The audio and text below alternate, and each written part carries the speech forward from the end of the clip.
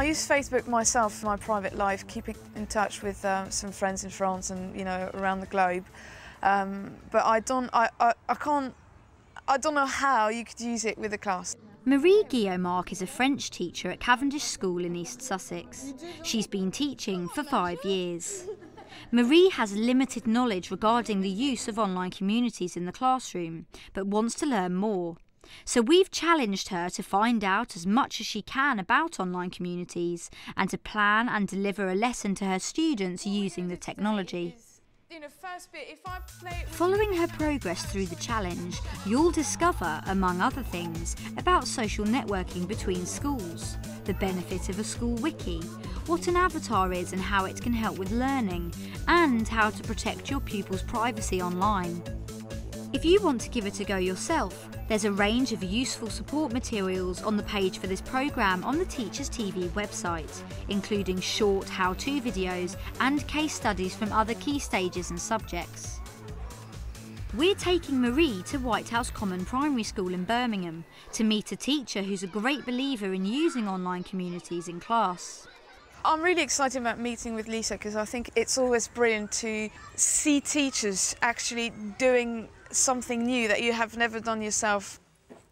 Hello, you must be Marie. Yes, Hi, I'm Lisa. Nice to see you. Lisa is a dedicated primary Spanish teacher and sees different classes throughout the day.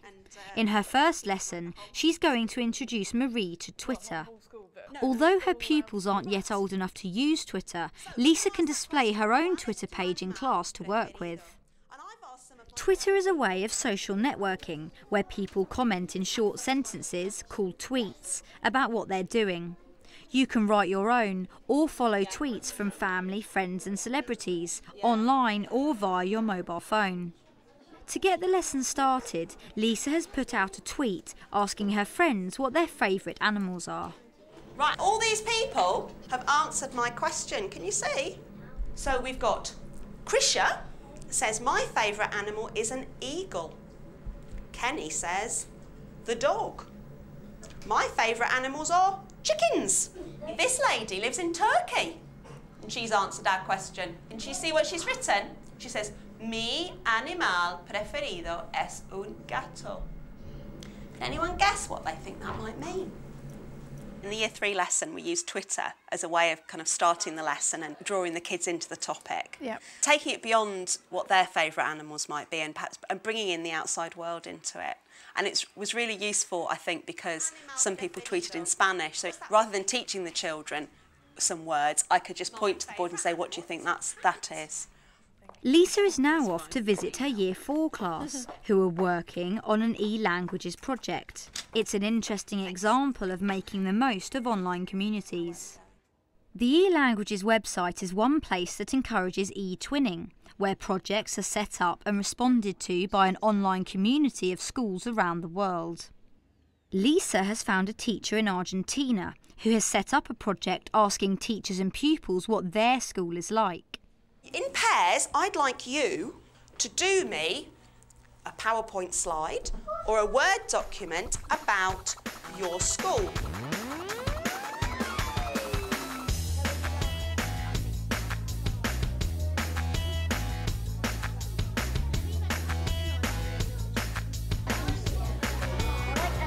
Show me your first slide. So what do you know about Argentina? Nothing. Nothing? Nothing? That's going to be good then. Do you know where it is? No? Apart from they're good at football. They're good at football, that's one thing. That's something. Well, you're going to find out then, won't you? It's going to be exciting.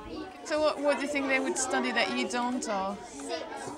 I think they'll study more Spanish than us. More Spanish, yeah. One thing that would worry me a little bit is the issue of privacy. How do you make sure that the kids are safe online? Okay. I don't usually like blocking because it's kind of saying that's a no-go. And when you're told not to do something, you want to do it. So I'm more a fan of teaching children safety rules, like don't put pictures of yourself up. Never tell people your address or your phone number or your email address. Don't give out your full name. One of the benefits of an online community is that work and ideas can be shared and people can respond with encouragement or advice. Marie is now off to see how pupils make use of computer-animated characters to share with others in their online community. They use a free service called Voki that allows the user to create their own personalised speaking characters or avatars. Today, pupils are recording Spanish tongue twisters that their avatars will speak. Calaron, calamera, calaron, calamera, calaron, calamera.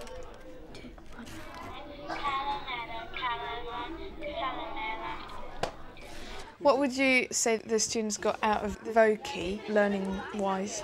Obviously, it's a really fun thing to do. It's motivating. You have got a permanent record of what the children have done, which is more interesting for them to look back on and review. So it's like a peer assessment tool. Yeah. That's more interesting than listening to people's sound files and saying, OK, what was good about that? What could they do to improve it? If you've got actually a visual as well at the same time, that's really good. Secondly, the self-consciousness.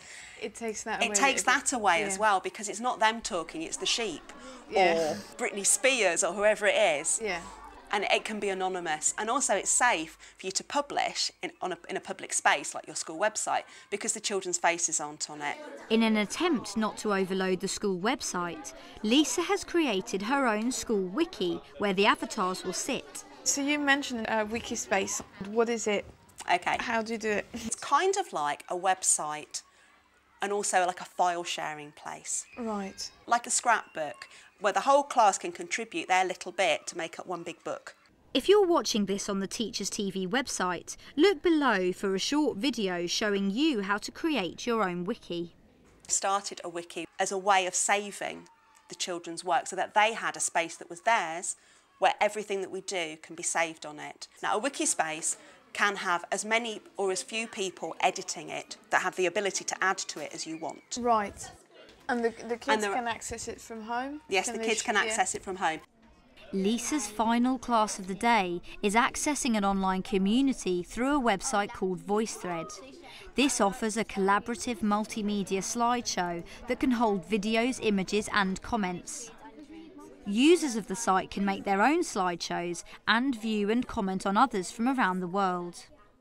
Today, Lisa has created one about Spanish food. Do you think that's bacon baguette? Comments can be typed, recorded, written or videoed, then added to the slideshow and made available for others to react to or respond. Like you could do an arrow to the cheese and say what that word is, and then you could do an arrow to the baguette, and then you could do like baguette cheese, and we'd go on the internet or get a dictionary and find cheese and baguette, because there wouldn't. So can Marie rise to the challenge of integrating online communities into her own teaching? Now's her chance to give it a go. It's been 3 weeks since I met Lisa. There were a few issues. Twitter is blocked on the school website, so I can't use this. I don't really have that much access to ICT rooms, so it was all fully booked. So that was a bit of an issue. Hopefully this will be better next year. Despite these difficulties, Marie has managed to negotiate access to an ICT room and has created a lesson where students will talk about their summer holidays. Marie is hoping the use of avatars will enhance the lesson and boost the students' confidence when speaking French. Have a look at the document on the R drive called Voki Instructions and let me know if you have any questions. Having written her own set of instructions for the pupils to follow, Marie is now free to concentrate on pronunciation with individual pupils before they make their recordings. Is it the QUE that annoys you? It sounds like a K. It sounds like a K. Is that pesh? Yeah, that's it. Okay. If you're watching this on the Teachers TV website and would like to see Marie's lesson plan, take a look below. Je suis allé à Sweet and Sweet, je suis allé à... Je suis allé à la planche, nous sommes allés en ville, nous avons acheté un chocolat. Once the recordings have finished, the students create their characters, and these can be embedded into Marie's brand new school wiki. I think I remember setting the wiki space up literally the day after I went to Birmingham, because it was fresh in my mind and I could play with it before going to school and showing it to the kids. And I wanted to, because I wanted to introduce the Year 8s to the Vokies, I wanted them to see where their Vokie would go and how they can access it from home, so they knew why they were doing it. So these are 2 of the Vokies that they've done. Martin, nous avons fait du camping. Aussi, je suis à la plage, puis je suis à la parc d'attractions. One of them is not perfect at French by any means, but I don't think he would have stood up in front of the class and actually delivered that speech. But the fact that it's a character doing it made it fine. And what do the students think of using the avatars in their French lesson? Really enjoyed it. Normally we would just read textbooks and learn to test, which is good for learning. But we thought it'd be good to just have a little chat.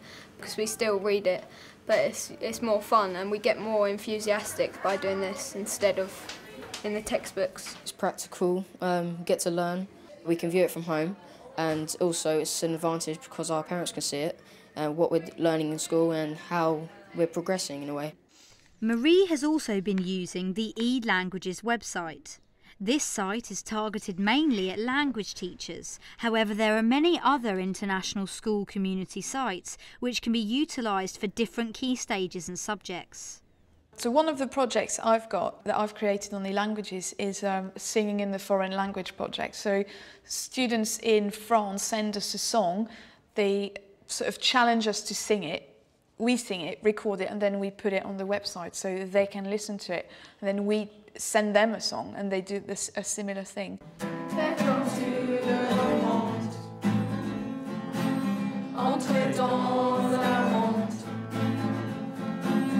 The song that we just recorded is being put on a website, and other people around the world who speak French can go on the website, look at it, and give us feedback. And then they can try and have a go at doing their own song. We were asking and checking how to pronounce words because some of them are quite difficult, but we get help, so it's all good.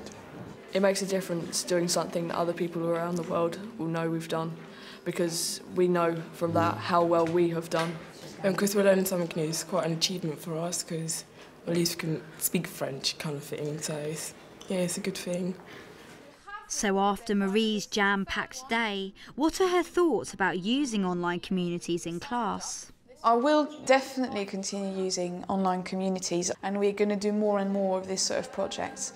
I think it's important to know that it doesn't have to be replacing everything that we do, but it could just enhance what we do already. I think we need to bear in mind that in today's world, the kids use internet, Facebook, social networking all the time, so they're used to it.